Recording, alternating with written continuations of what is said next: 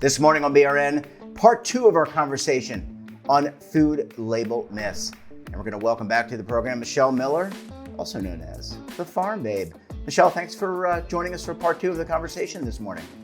Yeah, thanks for having me back. Yeah, it's always great to talk to you. Really enjoy this part of the conversation. All right, so we talked about cage-free eggs. We talked about a lot of things in the first segment. People should certainly check that out. Michelle, here's another myth I want to ask you about. Natural means healthy. So I go and I look at the label and it says, hey, this peanut butter is natural peanut butter. So does that mean it's healthy for me?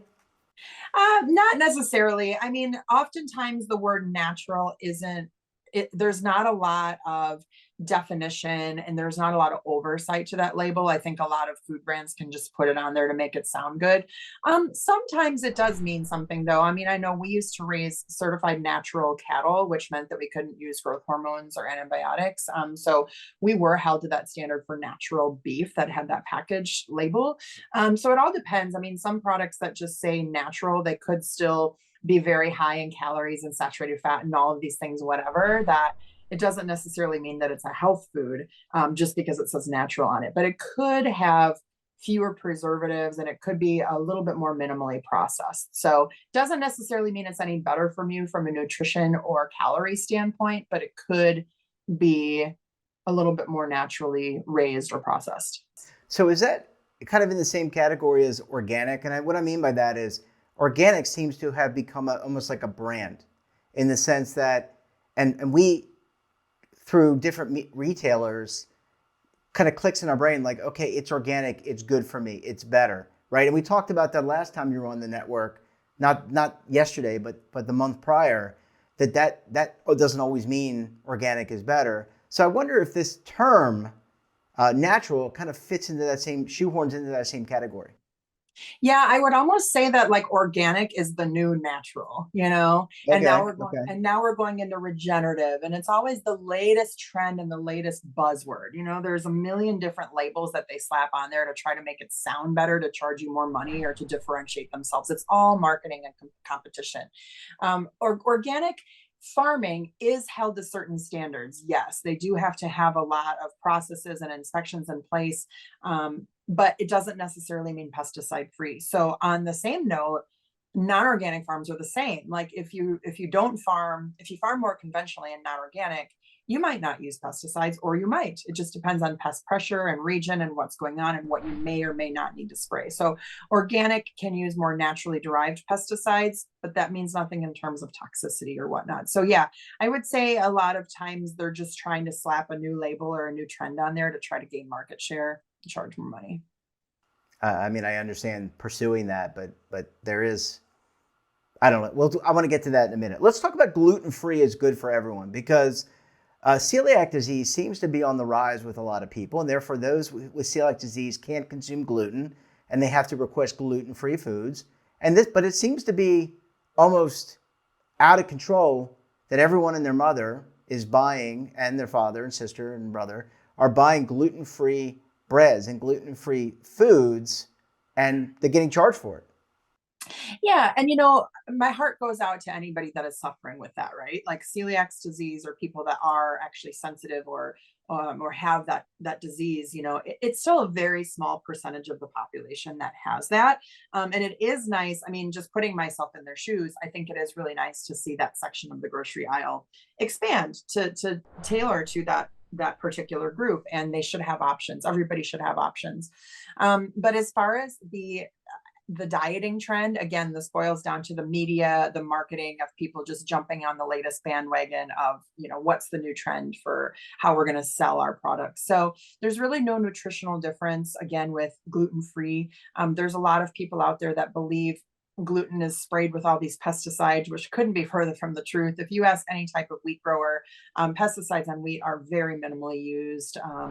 I know I talked to one grower in North Carolina, actually down by you. He only sprays like one herbicide one day a year at the beginning of the growing season, as one example. I've written a ton of articles on that, by the way. If anybody just wants to Google or search me with the topic, you'll find all sorts of stuff. But yeah, so I think gluten is just like any other marketing label. That what are they going to slap on there? It does mean something for some people, obviously, but that doesn't mean that the entire population has to follow suit just because it's a trend. It doesn't mean anything in terms of nutrition or calorie content or anything like that. Just giving people choices, but not shaming them if they decide to not pursue that trend.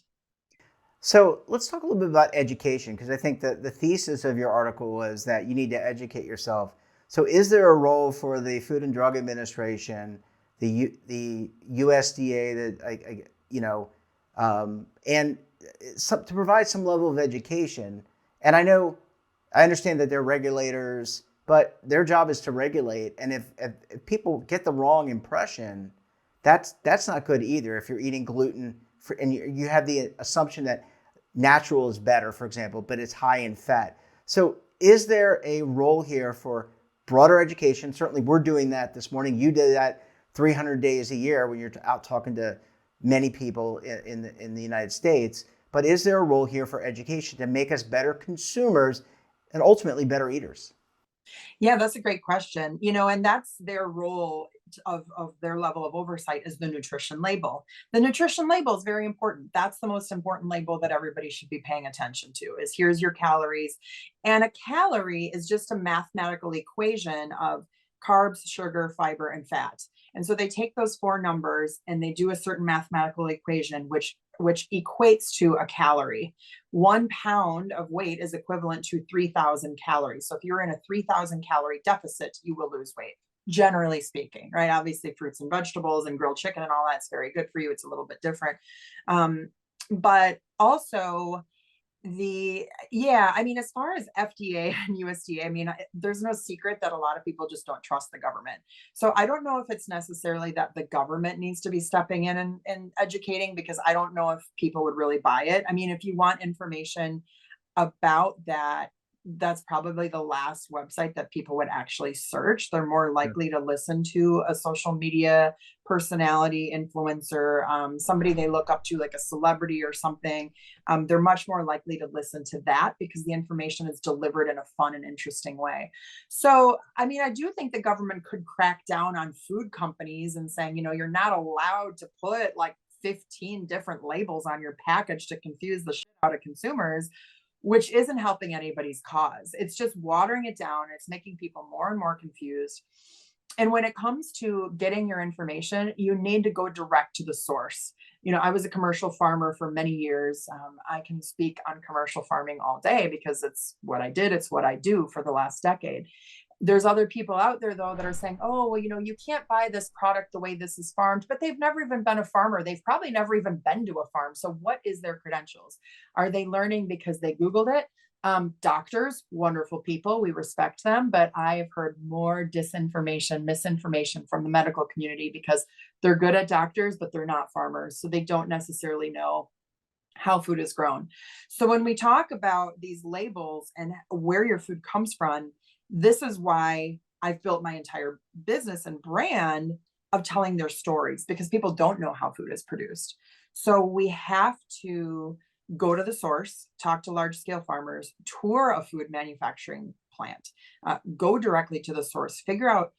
Food Science Babe is somebody that I love to follow. She's has a food science background as a scientist in the food industry, and she does a great job debunking or explaining what some of these labels are. So somebody can look at a chemical and be like, that sounds like a really scary chemical that I shouldn't put in my body. What is it? And so she kind of like breaks that down. So I think the food industry can sell people on a lot of things because fear sells, and they don't know what it is. So they just avoid it because it sounds bad, even though it might not necessarily be bad. Yeah. And by the way, it's not just in the food and diet industry and nutrition industry.